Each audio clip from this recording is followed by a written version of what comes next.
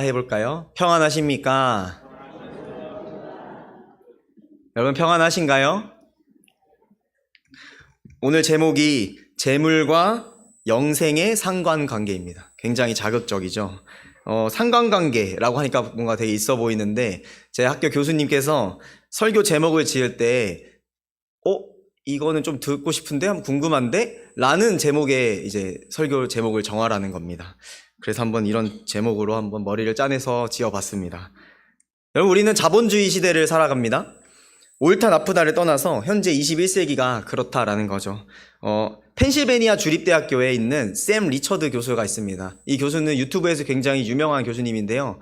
왜 유명하냐면 한국에 대한 지대한 관심을 갖고 계신 교수님입니다. 그래서 이 수업을 유튜브에서 많이 보여주는데 한국 유학생들 그리고 중국 유학생들 각 나라의 유학생들을 앞으로 불러내서 각 나라의 이야기를 듣습니다.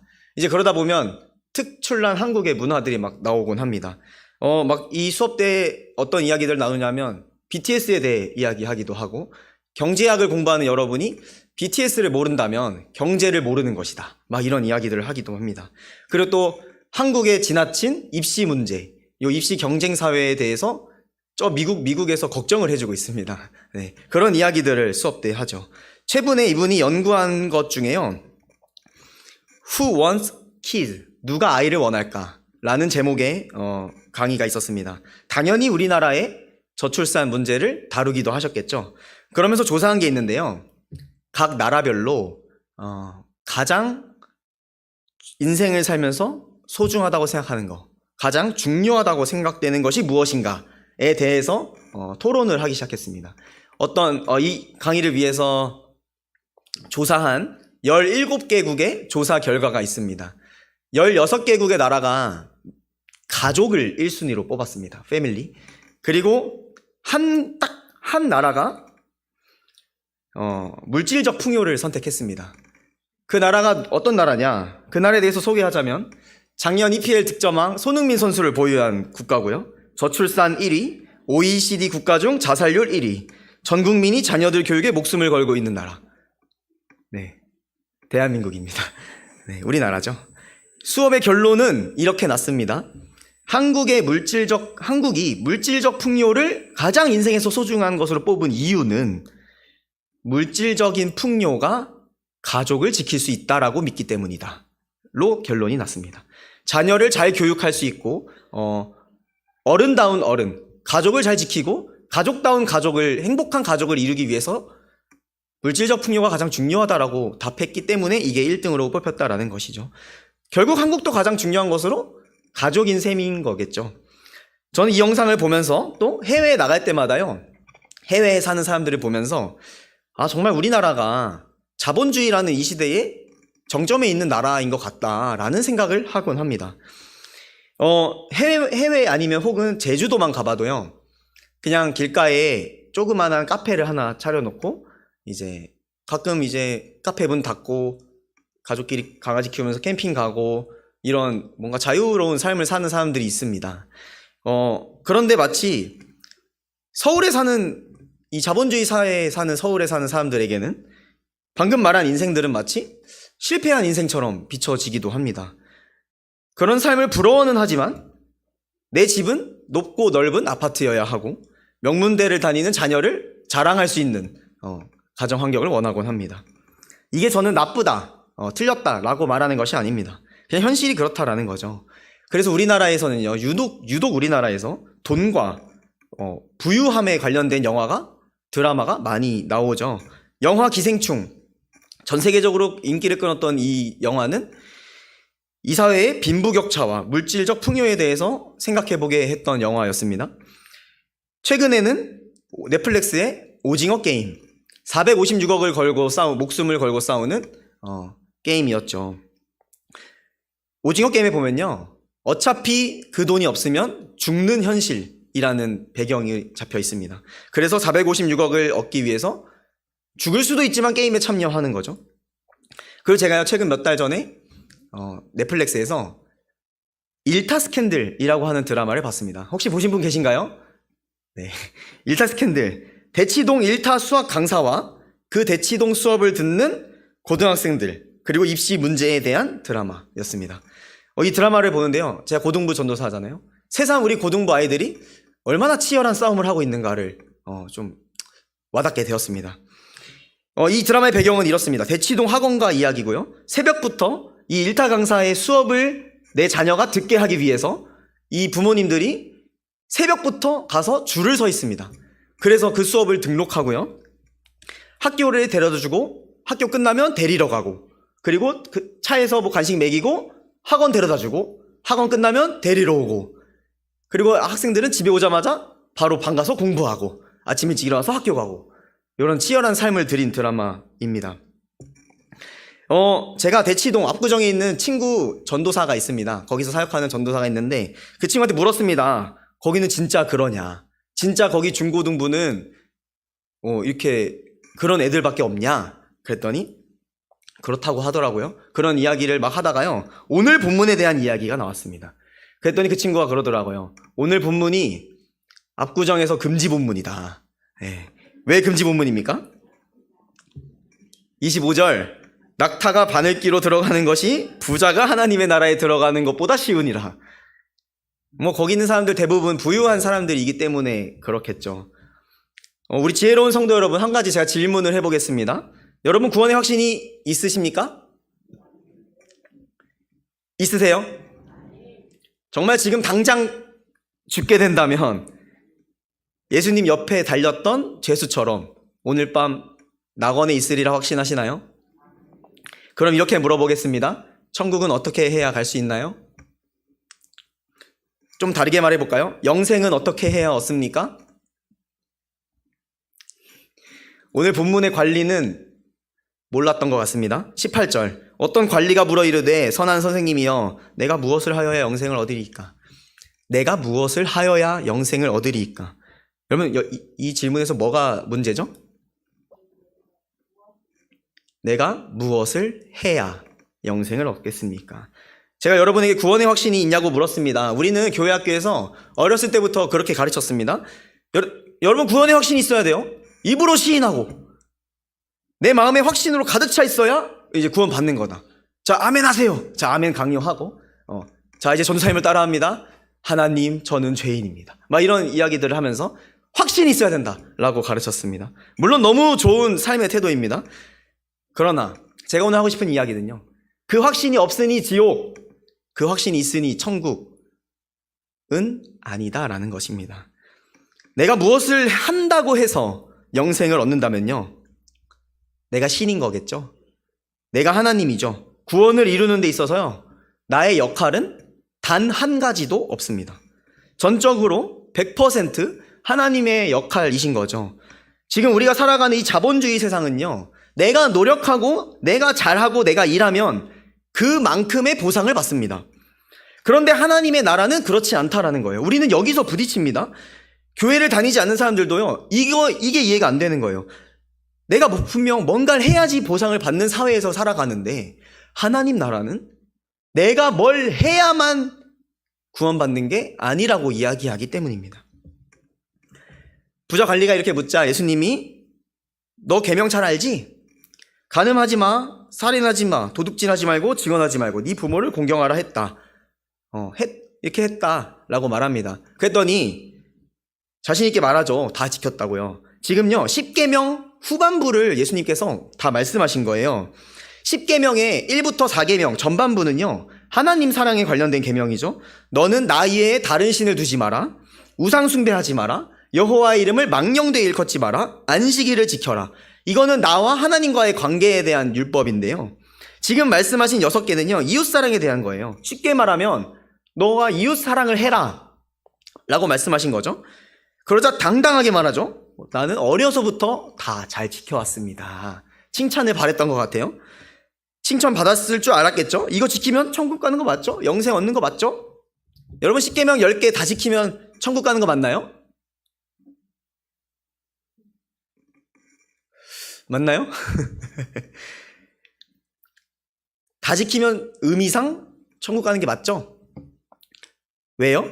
율법을 다 지킨 사람은 성경에서 거룩한 사람, 의로운 사람이라고 칭하죠. 그런데 문제는 이 세상에 존재하는 그 어떤 인간도 이것을 다 지킬 수 있는 사람이 존재하지 않는다라는 것이죠. 우리가 한두 가지 정도는 지킬 수 있어도 이 10가지를 정말로 한 번도 어기지 않고 인생을 살아간다는 건 불가능하다는 거예요. 즉, 이 세상에 의인은 없다. 바울은 이걸 이렇게 이야기하죠. 로마서 3장 10절에 기록된 바 의인은 없나니 하나도 없다. 네. 이 관리가 자기가 이웃사랑에 대한 계명을 다 지키며 살아왔다고 확신한 사람이에요. 그런데 예수님이 갑자기 이렇게 말하죠.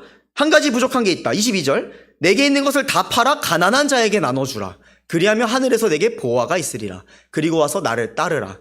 그랬더니 23절에 이럽니다. 그 사람이 큰 부자이므로 이 말씀을 듣고 심히 근심하더라. 다른 본문에는 근심하며 떠나갔다라고 말합니다. 예수님이 두 가지를 부탁했습니다. 너의 재산을 팔아서 가난한 자에게 나눠줘라. 두 번째는 그리고 와서 나를 따라라. 그건 사실 이 두 가지는요, 같은 말입니다.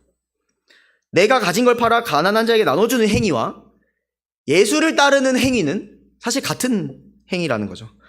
예수를 따르는 사람의 삶은요, 자기의 가진 자를 나눠 가난한 자에게 나눠주는 사람인 거예요.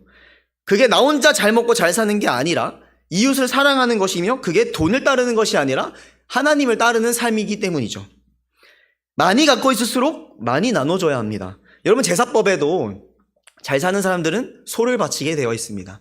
가난한 사람들은 산비둘기와 집비둘기를 바치게 되어 있습니다. 그래서 결국 부자가 천국 가기 어렵다라고 하는 거, 내가 잃을 게 많을수록 예수를 따르기 어렵다라는 것이죠. 오늘 본문은 이런 이야기를 하고 있는 것입니다. 예수님께서 마가복음에는 이렇게 말씀하십니다. 마가복음 6장 24절에 쉬운 성경입니다. 아무도 두 주인을 섬기지 못한다. 한쪽을 미워하고 다른 쪽을 사랑하든지 한쪽을 귀중히 여기고 다른 쪽을 업신 여길 것이다. 너희는 하나님과 재물을 같이 섬길 수 없다. 여러분, 죄송한 말씀이지만 하나님과 재물, 우리는 양자택일 해야 합니다. 재물을 따르는 것이 예수를 따르지 않는 삶이고 재물을 따르지 않는 삶이 예수를 따르는 삶이기 때문입니다. 저희가 이렇게 이야기하면요, 우린 다 너무하다라고 생각합니다. 이미 성도님들 표정이 좀 너무하다라는 표정이세요. 네. 그러면 그리스도인들은 뭐 판자촌에 살아야 됩니까? 가난하게 살아야 됩니까? 뭐 차도 경차 타야 되고 집도 뭐 빌라나 원룸 반지하 살아야 되고 버는 족족 가난한 사람들에게 나눠줘야 합니까? 여러분, 복음은요, 하나님은요, 우리가 행복하길 바라시지 불행하며 억압받으며 살아가길 원치 않으십니다. 하나님은 우리가 행복하길 바라세요. 우리가 필요한 것들을 나보다 더 잘하신다라고 말씀하시죠. 지금 성경이 말하고 있는 것과 우리가 받아들이는 재물과 하나님의 이 양자택일 문제, 이거는 아주 큰 오류가 있는데요. 여러분 잘 기억하세요. 재물을 선택하면 하나님을 섬길 수 없습니다. 이거는 팩트입니다. 나 잘 먹고 잘 살고 안정감 있는 삶을 추구하는 거죠. 내 거 나눠주다간 안정적인 삶을 살기 어려운 거겠죠. 이건 방금 오늘 예수님이 관리에게 나를 따르라라고 했던 말씀과 반대되는 이야기인 거예요. 그런데 하나님을 따르는 사람들은 가난하게 살아야 한다라는 말은 틀렸다라는 것입니다. 제가요, 아르바이트를 꽤 많이 해봤는데요. 옛날에 이제 호텔 VIP들에게 배송을 하는 아르바이트를 했습니다. 그래서 이제 VIP들이 사는 집에 찾아가서 이제 막 비싼 소고기 같은 것들 명절에 배달을 해주는 아르바이트였는데요. 제가 서초 또 한남동 이런 근처에 이제 부유한 동네에 많이 배달을 갔었습니다. 그 집에, 그 아파트에 또 빌라에 그런 데 가면요, 30곳 중에 10곳 이상은 교회 명패가 붙어 있습니다. 서초에 가면 거의 다 사랑의 교회에 붙어 있고요. 압구정에 가면 거의 다 소망교회에 붙어 있습니다. 분명히 이 세상에 부유한 그리스도인들이 많이 존재합니다. 성경은 또 부유함이, 재물이 하나님을 잘 믿는 축복으로 나오기도 합니다. 여러분, 사도행전에 가면 브리스길라와 아굴라라는 사람 아십니까? 천막 장사를 하던 사람들인데요. 사진을 하나 준비했습니다. 제가 성지순례 갔을 때요, 뭐 에베소도 갔고 라오디게아도 갔고 그런 지역들을 갔는데, 그런 지역에는 원형 경기장이 항상 있습니다. 그 도시의 10분의 1을 수용할 수 있는 원형 경기장을 만들어야 했습니다. 저 경기장이 25,000명 정도 들어가는 경기장입니다. 저 경기장 끝에 가면 저기 동그라미 친 데 보이시나요? 저기 바닥 이 의자에 동그랗게 구멍이 나 있는데 저게 뭔지 아세요? 뭔가 이게 영화관 가면 콜라 놓는 딱 그런 장소죠. 저게요, 저 지방이 여름에는 너무 더워서 원형 경기장을 쓸 수가 없는 거예요. 그래서 천막을 저기에 걸어서 저 큰 원형 경기장을 다 천막으로 덮습니다. 그리고 나서 원형 경기장을 이용하는데요. 그 천막 누가 했겠어요? 브리스길라와 아굴라가 했습니다. 저 원형 경기장이 얼마나 많은지 아세요? 그리고 또 얼마나 큰지 아시나요? 브리스길라와 아굴라가 사도 바울의 열렬한 후원자였습니다. 브리스길라와 아굴라는 우리가 아는 그냥 뭐 동네 천막 장사하는 그 정도 사업가가 아니라 마치 여러 나라에 본사를 두고 있는 천막 회사 CEO였다라는 거죠. 굉장히 잘 살던 부유하던 사람이었다라는 것입니다. 여러분, 재물을 섬기면 하나님을 섬기지 못합니다. 하나님을 따르는 삶을 살면 가난하다라는 말은 틀렸다라는 것이죠. 반대로 하나님을 믿으면 부유해진다라는 말도 옳다고는 할 수 없습니다. 그런데 하나님을 섬기고 하나님을 따르는 삶을 사는 자들에게 주어지는 게 있는데 그게 뭘까요? 먼저 그의 나라와 그의 일을 구하라. 그리하면 그 모든 것을 너희에게 더하시리라. 여러분, 이게 하나님 나라의 비밀인 거죠. 이 말씀 바로 전에 하나님이 너희의 쓸 것을 너희보다 더 잘하신다. 하늘에 나는 새와 꽃들도 다 먹이신다 라고, 키우신다 라고 하면서 이 말씀을 말씀하시거든요. 먼저 하나님을 섬기고 따르는 삶을 살기로 마음먹고 그렇게 노력하는 사람에게는 너희의 필요를 잘 아시는 하나님께서 너희의 인생을 책임져 주시겠다. 이게 하나님 나라의 비밀인 거죠. 여러분, 바사 사람들은 불가능하다는 말을 할 때 코끼리를 바늘기로 통과시키는 게 더 쉽겠다라고 말했다고 합니다. 오늘 예수님께서 부자가 천국 가는 게 낙타가 바늘기로 들어가는 것만큼 어렵다라고 말한 건요. 좀 어렵긴 한데 그래도 좀 이렇게 어찌어찌 해가지고 잘하면 그래도 100명 중에 1명 정도는 갈 수 있을 거야 라고 말씀하신 게 아니라 X를 말씀하신 거예요. 불가능하담을 말씀하신 겁니다. 이 말을 통해서 예수님이 말하고자 했던 건요, 인간의 어떠한 노력으로는 구원에 이를 수 없다 라고 말씀하신 거예요. 유대인들은 탈무드에 써있기를요, 구제를 많이 할수록 구원에 가까워진다고 믿었습니다. 하나님의 축복이 부자가 되는 것이라 생각했고, 부자가 되면 그만큼 구제를 많이 할 수 있기 때문에 구원에 가까워진다고 생각했습니다. 근데 예수님께서 오늘 부자도 영생 얻을 수 없어 라고 말해버리신 거예요. 주님께 축복을 받았다고 말하는 부자도 구원을 얻을 수 없어. 그러자 26절에 제자들이 묻습니다. 듣는 자들이 이르되 그런즉 누가 구원을 얻을 수 있나이까? 이르시되 무릇 사람이 할 수 없는 것을 하나님은 하실 수 있느니라. 반복해서 말하는 겁니다. 구원은 하나님이 이루시는 거다. 너가 하는 게 아니야 라고 말합니다. 만약 방금 그 관리가요, 자기의 재물을 다 팔고 예수를 따르는 삶을 살았다면 어떻게 됐을까요? 아까 여러분에게 구원의 확신이 있냐고 물었죠? 여러분께 구원의 확신이 있건 없건 여러분의 구원은 하나님께서 이루시는 것입니다. 구원의 확신이 있는 사람이 구원을 얻는다 라는 말은 조금 잘못됐습니다. 구원의 확신은 내가 갖는 것이니까요. 내가 구원을 이루는 것처럼 들리기 때문입니다. 그럼 마지막으로 이렇게 물어보겠습니다. 내가 구원받은 사람인지 어떻게 알죠? 저는 고등부 애들한테 답변을 들을 때까지 물어봅니다. 그러면 이제 뭐 답변을 다들 안 하긴 하는데, 내가 구원받은 성도로서 살아가는 삶이 맞는지 어떻게 알죠? 어떻게 자기 점검을 할 수 있을까요? 아이러니하게도요, 방금 이 부자 관리에 대한 본문 이후에 바로 다음 장에 가면요, 19장에 뜬금없이 삭개오라는 사람에 대한 이야기가 나옵니다. 오직 누가복음에만요. 사진이 하나 있는데요, 저 사진이 바로 삭개오가 올랐다는 그 나무의 사진입니다. 제가 이스라엘 갔을 때 찍은 사진인데요, 저게 뭐 삭개오가 올랐다는 나무라고 해요. 누가복음 19장 2절에 가보니 삭개오라 이름하는 자가 있으니 세리장이요 또한 부자라. 여기도 또 부자가 나오네요. 삭개오라 하는 세리장이 있어요. 부자고요, 키가 작아요. 예수님을 보고 싶어서 나무 위에 올라갔어요.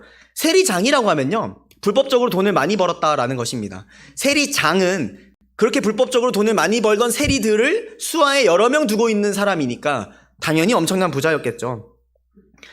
불법적으로 돈을 많이 벌었을 확률이 크고요, 세금을 부당하게 이득을 많이 취하는 직업으로 성경에는 비춰지고 있고, 세리장들의 장이니까 오늘 성경에서는 굉장히 죄인으로 낙인 찍혀 있는 사람으로 묘사되고 있습니다. 그런데 그런 삭개오가요, 예수님 지나가는 거 보고 싶어가지고 나무 위에 올라갔습니다. 그리고 지나가시던 예수님이 삭개오를 보시더니 5절, 삭개오야 속히 내려오라. 내가 오늘 내 집에 유하여야 하겠다 하시니. 갑자기 니네 집에서 내가 오늘 머물겠다라고 하시는 겁니다. 여러분, 이게 어떤 의미일까요? 그랬더니 7절, 못 사람이 보고 수근거려 이르되 저가 죄인의 집에 유하러 들어갔도다. 이미요, 삭개오라는 사람은요, 사회적으로 죄인이라는 낙인이 찍혀있는 사람이에요. 왜요? 불법적으로 돈을 많이 얻었고요, 당연히 구제도 안 했겠죠. 부자긴 해도 구제가 되지 않았고요. 율법에 빗대어 봤을 때 죄인이라는 명확한 낙인이 찍혀있는 사람이었다는 거예요. 사회적으로 다 싫어하는 사람이었다는 거예요. 그런데 오늘 예수님이 갑자기 지나가시다가 뜬금없이 삭개오야, 내가 오늘 너네 집에서 유하여야겠다라고 말씀하신 거예요. 사랑하는 여러분, 이게 바로 구원입니다. 앞선 부자 관리는요, 내가 계명도 잘 지키고 있는데 어떻게 해야 구원을 얻습니까? 불가능하다. 너의 어떤 노력으론 불가능하다. 그런데 율법은커녕 죄인 그 자체였던 삭개오에게는요, 갑자기 찾아오셔서 내가 오늘 너희 집에 머물겠다. 예수님이 찾아오십니다. 사랑하는 여러분, 구원은 이런 것이다라는 걸 말해주고 있는 겁니다. 구원은 내가 무엇을 해서 이뤄내는 것이 아니라 예수님이 내 삶에 찾아오시는 것입니다. 이게 구원입니다. 미안하지만, 죄송하지만 제가 노력해서 얻을 수 있는 부분이 아무것도 없다라는 거죠. 나무에 올라가서 지나가시는 거 보려고 애쓴 것 정도, 그게 우리가 할 수 있는 것이라는 거죠. 근데 아까 마지막 질문 제가 뭐 드렸죠? 내가 구원받은 성도인지 어떻게 아는가? 예수님이 삭개오의 집에서 머물겠다고 하시니까요, 삭개오가 갑자기 이렇게 말합니다. 8절, 삭개오가 서서 주께 여짜오되 주여 보시옵소서. 내 소유의 절반을 가난한 자들에게 주겠사오며 만일 누구의 것을 속여 빼앗은 일이 있으면 내 갑절이나 갚겠나이다. 구원받은 성도인지 어떻게 아는가? 삶이 바뀝니다. 첫 번째, 예수님이 찾아오시고요. 두 번째, 예수님이 찾아오시기 전과 후에 삶이 달라지는 것이죠. 구원은 예수님이 하시는 것입니다. 내가 할 일이 없습니다. 그러나 구원받은 성도에게 나타나는 증상이 뭐냐? 전문 용어로 내 삶이 성화를 이루는 삶으로 바뀌어간다는 겁니다. 조금 더 쉽게 번역하면 하나님께 영광 돌리는 삶을 살게 된다는 것입니다. 더 쉽게 번역하면 아까 말했던 소유를 팔아 가난한 자에게 나눠주고 예수를 따르는 삶을 산다는 것입니다. 여러분, 내가 예수를 따르는 삶을 살고 있는가 돌아보아야 합니다. 질문해 보아야 합니다. 내가 예수를 따르고 있는 삶이 삶의 열매로 나타나지 않으면 내가 구원받은 성도인지 아닌지 알 수 없는 거죠. 마태복음엔 예수님의 무서운 말씀이 있습니다. 마태복음 7장 18절입니다. 좋은 나무가 나쁜 열매를 맺을 수 없고 못된 나무가 아름다운 열매를 맺을 수 없느니라. 아름다운 열매를 맺지 아니하는 나무마다 찍혀 불에 던져지느니라. 이러므로 그들의 열매로 그들을 알리라. 나더러 주여 주여 하는 자마다 다 천국에 들어갈 것이 아니요 다만 하늘에 계신 내 아버지의 뜻대로 행하는 자라야 들어가리라. 아멘. 정리합니다. 어떤 부자 관리는 구원을 얻기 위해 내가 노력하고 발버둥 치던 사람이었습니다. 그 사람에게 예수님은 너의 어떠한 노력으로 열심으로 구원을 얻을 수 없다라는 이야기를 하십니다. 반면에 삭개오라 하는 부자 세리장은 예수님이 그냥 찾아가십니다. 그러자 삭개오의 삶이 바뀝니다. 아까 부자 관리에게 요구했던 거, 소유를 팔아 가난한 자에게 나눠줘라 했던 것을 요구하지도 않았는데 삭개오가 먼저 말하기 시작합니다. 내 소유의 절반을 가난한 자들에게 주겠고 누구의 것을 속여 빼앗은 일이 있으면 내 갑절, 네 배로 갚겠나이다. 율법에 보면요, 옆집에 소를 훔쳤다가 그 소가 죽으면요 4배로 갚게 했습니다. 4배 형량이 율법에서 가장 큰 형량이었어요. 훔친 것 중에서. 지금 삭개오는 그 이야기를 하는 겁니다. 누군가를 속이던 삶에서 하나님을 섬기는 삶, 하나님을 따르는 삶으로 변화되었다라는 것입니다. 계속 말씀드리는 것들 중에 중요한 건 순서입니다. 순서. 삭개오가 소유의 절반을 나눠주고 4배로 갚겠다라고 해서 구원을 받은 것이 아닙니다. 부자 관리가 만약 가난한 자에게 모든 소유를 나눠주었다고 해서 구원을 얻을 수 있는 것은 아닙니다. 방금 말한 이런 것들은 예수님이 내 삶을 찾아오시고 내가 그분을 구주로 영접하고 난 이후에 나의 삶에서 자연스럽게 묻어나오고 나타나는 삶이 바로 성화의 삶이다라는 것입니다. 예수를 따르는 삶을 사느냐, 실천하느냐가 문제라는 것이죠. 구원받은 성도의 삶은 이러한 것들이 뿜어져 나오고 드러나야 한다라는 것입니다. 여러분, 나중에 여러분의 삶이 나중에 열매 맺었을 때 그 열매로 내가 정말 구원받은 성도인가를 알 수 있습니다. 어떤 삶을 사는가 열매를 보면 다 알 수 있다라는 것입니다. 구원받았다고 나는 확신하지만 여전히 내 주변의 사람들을 막대하거나 직원 알바생들에게 막대하거나 돈을 더 벌기 위해서 주일에도 작업의 현장으로 나간다거나 등등 나의 삶이 그렇다면 내 삶을 돌아보아야 합니다. 여러분의 삶이 구원받은 성도의 열매를 맺는 삶인가? 나중에 아름다운 열매를 맺지 못한다면 돌이킬 수 없기 때문이죠. 그런데요, 제가 지금까지 드린 모든 이야기는 사실 머리로는 잘 알고 있는 내용입니다. 잘 알죠. 머리로는 알지만 삶이 따라주지 않는 거죠. 설교를 듣고 마음은 먹고 그래 그렇게 살아야지 하지만 저 문을 나서는 순간 자녀들의 얼굴을 보는 순간 퍼질러 있는 모습들을 보는 순간 무너지죠. 왼수 같은 사람들을 만날 때면 그들을 사랑하기보단 어떻게 본때를 보여주지? 라는 생각을 하기 마련이죠. 성경에도 보면요, 이스라엘 백성을 보면 정겹습니다. 왜 그렇죠? 마치 그들의 삶이 우리의 삶과 많이 닮아있기 때문이죠. 하나님의 은혜를 금방 잊어먹고요, 물을 줬음에도 불구하고 목마르다 하고 투정 부리고 배고프다 하고 투정 부립니다.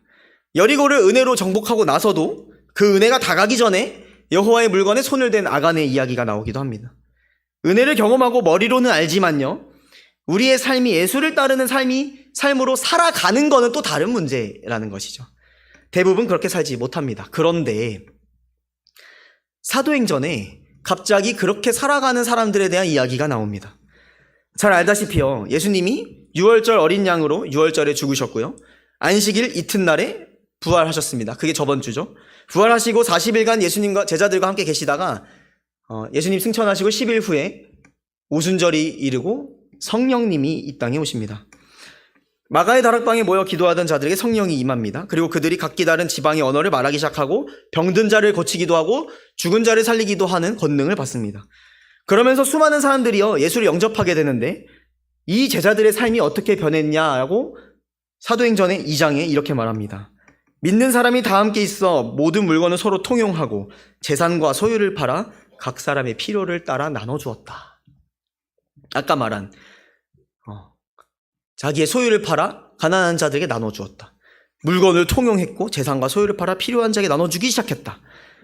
여러분, 방금 이야기했던 부자 관리, 그자가 근심하며 떠나갔던 것과 대조되게 성령을 받고 예수를 영접한 자들이요, 스스로 물건을 통용하고 재산과 소유를 팔아 나눠주기 시작했다라는 것입니다. 우리가 지금 말하는 머리로는 알지만 실천하지 못하는 삶이 성령님이 오시니 그렇게 살아가기 시작했다라는 것입니다. 여러분, 예수를 따르는 삶은 결국 나와 함께 걸으시는 성령님께서 하실 수 있다라는 것입니다. 내가 믿음을 지킨다라고 말하지만 여러분, 죄송하지만 어림없는 이야기입니다. 여러분이 여러분의 믿음을 지키는 것이 아니라 여러분과 함께 하시는 성령님이 여러분의 믿음을 지킵니다. 성령이 나의 삶을 이끄시고 성령이 나의 가정과 나의 자녀와 나의 사업 위에 그분의 방법대로 이끌어 가시는 것입니다. 우리가 할 일은 나의 삶에 함께 하시는 그 성령님께 나의 운전대를 맡겨드리는 것입니다. 운전대를 다른 사람에게 맡긴다. 굉장히 어려운 일이죠. 우리가 이런 속담이 있죠. 돈은 빌려줘도 차는 빌려주지 않는다. 우리의 운전대를 남에게 맡긴다는 건 쉽지 않은 일입니다. 지금 부모님들이 많이 계시지만 나중에 자녀가 커서 내 차를 운전하겠다라고 했을 때 그 자녀의 손에 운전대를 맡기는 것이 여간 쉬운 일이 아닐 것입니다. 그러나 나보다 나를 더 잘하시고 내가 필요한 것을 나보다 더 잘하시는 성령님께 저와 여러분의 운전대를 맡겨드리길 소망합니다. 그분이 저와 여러분의 삶을 운전해 가실 때 어느 순간 우리들의 삶에 아름다운 열매가 맺어질 것입니다. 어느 순간 나의 필요를 하나님께서 채워주실 것입니다. 저번 주 부활절 이후 기쁨의 50일을 우리는 보내고 있습니다. 부활절부터 7일을 7번 세고 하루를 더하는 절기를 칠실절이라고 합니다. 이 절기의 끝에 성령님이 이 땅에 오셨던 오순절입니다. 2000년 전 그 오순절에 성령 오신 이후로 지금까지 믿는 모든 그리스도인들과 함께 하시는 성령님이 지금도 우리와 함께 하십니다. 로마서 8장 26절에는 이렇게 말씀합니다. 이와 같이 성령도 우리의 연약함을 도우시나니 우리는 마땅히 기도할 바를 알지 못하나 오직 성령이 말할 수 없는 탄식으로 우리를 위하여 친히 간구하시느니라. 아멘. 여러분, 2000년 전 오셨던 그 성령님께서 지금도 살아 역사하셔서 저와 여러분의 삶을 이끌어 가십니다. 앞으로도 말할 수 없는 탄식으로 간구하시며 이끌어 가신다라고 합니다. 그래서 우리는 참된 의미의 부활절 절기, 기쁨의 50일을 보낼 수 있겠습니다. 사랑하는 여러분, 우리가 먼 거리를 운전할 때 운전 잘하는 분에게 운전대를 맡기면 편해지죠? 옆자리에 앉아서 음악을 고르기도 하고 졸리면 자기도 하고요. 수다를 떨곤 합니다. 마찬가지로 여러분의 삶에 있는 여러분의 삶의 운전대, 내 자녀의 운전대, 나의 가정과 사업의 모든 운전대를 여러분을 인도하시는 성령님께 맡겨드리길 소망합니다. 그분의 이끄심에 끌려가는 저와 여러분이 되길 간절히 소망합니다. 기도하겠습니다. 하나님 감사합니다. 하나님, 오늘 부자 관리와 삭개오에 대한 이야기를 들었습니다. 하나님, 구원은 내가 이루는 것이 아니라 하나님께서 전적으로 하실 일입니다. 하나님께 맡겨드립니다. 하나님, 나의 삶에 찾아오시고 나의 삶에 함께 하시는 그 성령님의 인도하심으로 말미암아 내가 구원받은 성도의 삶으로서 예수를 따르는 삶을 살 수 있도록 나의 삶에 함께하여 주시옵소서. 감사드리며 예수님 이름으로 기도합니다. 아멘. 우리 함께 주만 의지에 찬양하도록 하겠습니다.